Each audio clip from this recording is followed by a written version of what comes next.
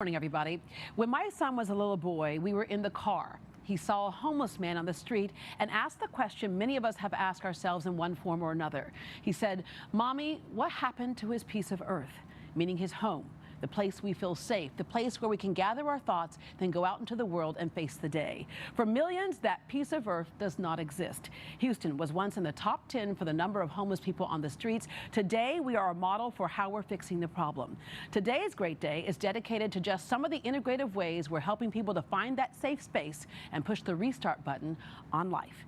Great Day starts now. Marc Eichenbaum is the Special Assistant to the Mayor for Homeless Initiatives for the City of Houston. Just not long ago, we were one of the top 10 cities dealing with homeless issues with people on the streets, about 8,800 homeless folks on the streets. But today we're being praised for what we're doing to address the issue.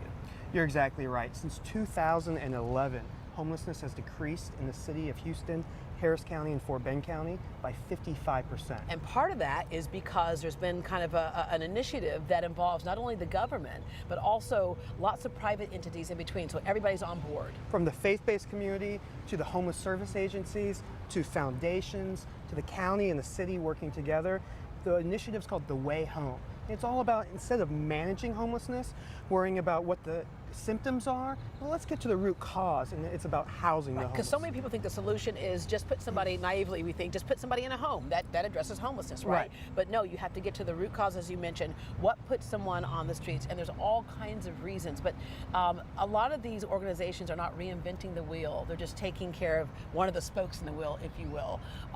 For example, an organization that can say, are you dealing with mental health issues and just need to access your medication? How do you do that when you're living on the streets? You're exactly right. But you got to even back up. Before, when folks said, how can we help the homeless? It was, let's give them food, let's give them handouts.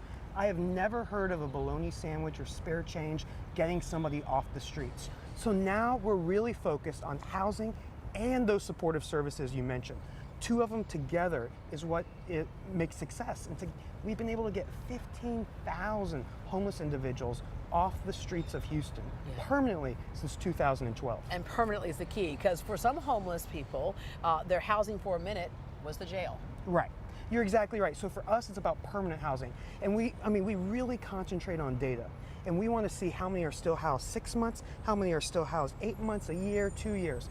And we found that 80 to 90% of our homeless individuals stay housed a year after being placed in that housing.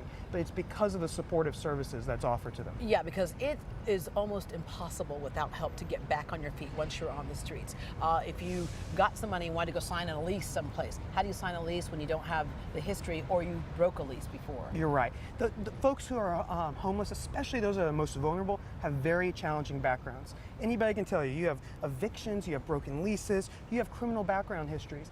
It can be almost impossible to find housing. But put that on top of serious mental health or substance abuse issues, makes it even harder. And that's where The Way Home comes in, to help those individuals who have been on the streets for an extended period of time and are suffering from a disability. Yeah. Even though we are leading the nation in housing the homeless, we are not resting on our laurels. And so Houston, like every major city out there, still has a homeless issue. We do. But we gotta make sure we realize where we've come from. And so although we've cut homelessness in half since 2011, we still are going further, and that's what Mayor Sylvester Turner is really about, is saying, how can we go that extra mile and do even more? Yeah, and of course the impact of Harvey didn't help. It didn't help at all. And what we found for the first time in 7 years, homelessness actually increased in Houston and Harris County. It increased by only 8%. The rest of the state was between 5 or 12, and we were really the only major city to be affected by Harvey. We found out that 20% of the homeless on the streets are homeless because of Harvey, wow, and 50% of those who are first-time homeless are homeless because of Harvey.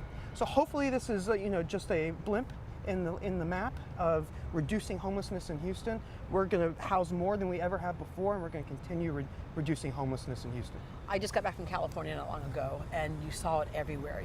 It's right outside on people's sidewalks and things, and we're not quite at that point yet. But with that said, we drive by and you see the pup tents, you see them underneath bridges, you see them kind of right next to neighborhoods, and that concerns a lot of people. Right, and it should. Anytime we see a homeless person on the streets, It should concern us from what are we doing and what can we do to help these individuals out. It shouldn't concern us that these individuals are threatening to us. You know, most homeless individuals are much more likely to be a victim of a crime than ever commit a crime. And yes, just like in the general population, there are some bad apples.